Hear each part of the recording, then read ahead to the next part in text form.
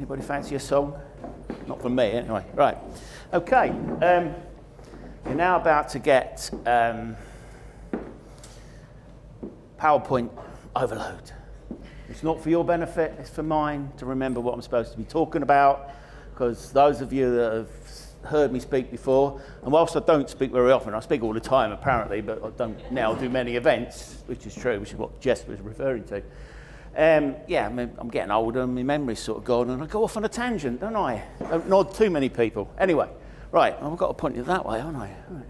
Am I messing your sort of camera thing about? Not going to make you giddy or anything like that, no?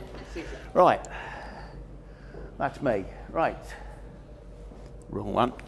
Pressing the wrong button. Right, okay. Multi-unit residential mixed-use development, new build and conversion. Multi-unit, well, 1+ really, I suppose.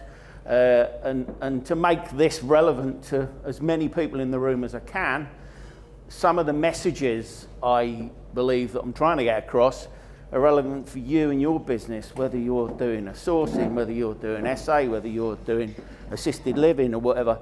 So when I'm talking, try and think what he's saying, how's that relevant to me and my business? And it might not be exactly what I'm saying, but just try and sort of think, okay, you know, I do talk a load of twaddle, but occasionally, if you listen, there's a bit of a gem in there, apparently. That's me with a pair of ready-mix earrings. I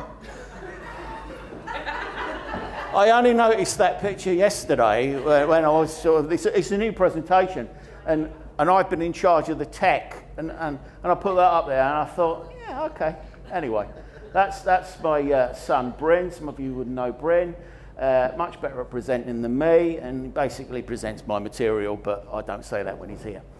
That's the next generation, who's much more interested in the snacks, but that actually was his first site visit, so that's why the picture's there. So he's 4th family generation, I'm 2nd, blah, blah, blah. Right, a little bit. So we've been doing it a long while, the family's been doing it since the 1960s. We have hopefully made every mistake that it's possible to make in property development. The issue is, I have started to forget some of them. So I am remaking one or two, no. We built a lot of houses, and we've worked with a lot of people, and yeah, this is always interesting. 7-ish, depends how you define economic cycle, boom, bust, and all that sort of stuff. But we've been through a lot of ups and downs. Basically, life's been a roller coaster, but hey, is it for everybody? Of course it is. Oh, yeah, world famous authors. Right. Right, this is really, really good. That's a bit blurry. Sorry, that's my fault. We did 100 videos in COVID. You guys mentioned COVID before, and it was a game changer for everybody. And we thought, what should we do? Oh, well, we'll just talk about what we know. There's 100 videos. Actually, as of yesterday, there's only 82, because YouTube seemed to have lost 18 of them, or 16 of them, or something or other. And that's us talking about every aspect of property development, from, you know, why you're doing it, sourcing it, all the way through to various exits. And it's a resource that we forgot to tell people about. If you get nothing else out today, check that out. House Building TV. We're not promoting it. We're not looking for anything or whatever. But it's a great resource, and you can pick it sort of by title. Some of the videos are 20 minutes, some of them are an hour. But it's a good resource. I will remind you later of that. Right, what we're going to talk about. Why would you want to do larger projects? Growth. Guys, you know, larger projects, quicker growth, etc. You know, building your portfolio up. All sorts of reasons. Do you acquire with or without planning? Well, planning's easier. No? It's both easier and harder than most people think, depending how you tackle it. How do I find deals? That applies to everybody, whatever it is you're looking for. How do you find them? I don't know the answer to that. I know how we find them. How do you secure them? Finding opportunities, whatever strategy, sorry Karen, that you follow. Those of you know that Karen knows that she doesn't like them called strategies, do you, Karen? Whatever path you follow, Opportunities, there's loads of them. You can find them, you can fall over them. It's about securing them, and it's about securing them in the right conditions, with the right terms, etc. How do I minimise risk? Well, don't do anything, probably, ultimately. How do I maximise margins? So when you find that elusive opportunity, whatever it is, how do we get as much out of it as we can? Because just look at it as though it's your last opportunity, it's your last deal. Let's bleed it dry. Yeah, get everything out of it that you can. This is just for some. Should I invest in planning plays? Quick answer to that, no. Should I invest in build-out projects? So this is for the pure investors. No, probably not for most people. Most of what I'm talking about today, and any subsequent conversations we might have and the round tables or whatever, is to talk most of you out of development. I'm sort of serious, because for most people, Dave will tell you, other professionals in the room, they will tell you, depending on how many beers you get. I mean, I'm up for the beers later, and I'm driving, damn it. Should have brought a driver. It don't work for most people. Yeah, it really doesn't. What I like about rooms like this is there's a better calibre of people in rooms like this than out there in the general population, if you like. The fact that we're doing it in the daytime is a major benefit. Evening, we meet some lovely people on evening presentations, but by God, they're hard work. Right. Who to trust? Who can look? Well, I could expect that, couldn't I? Yeah. You're right. Who of you can look in the mirror and say, I trust you? Now, I'm going to... One. Only one in the whole room. I don't trust myself all the time. Depends how I feel.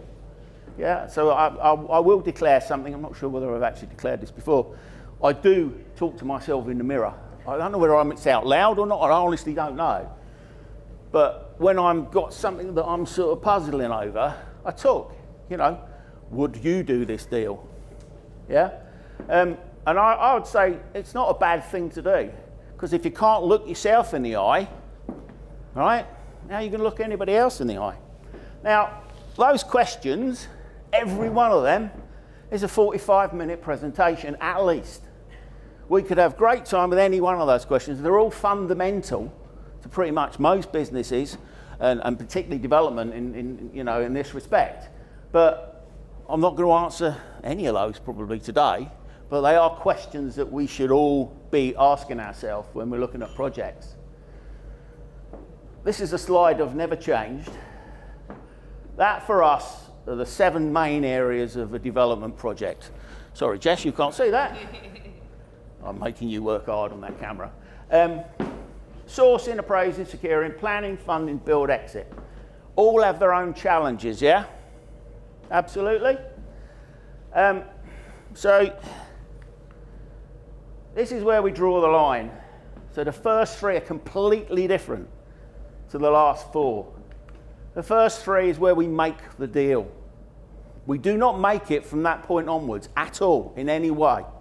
We might think we do because of in planning, but in that first 3, in that appraisal, we will have considered all of the possible planning angles.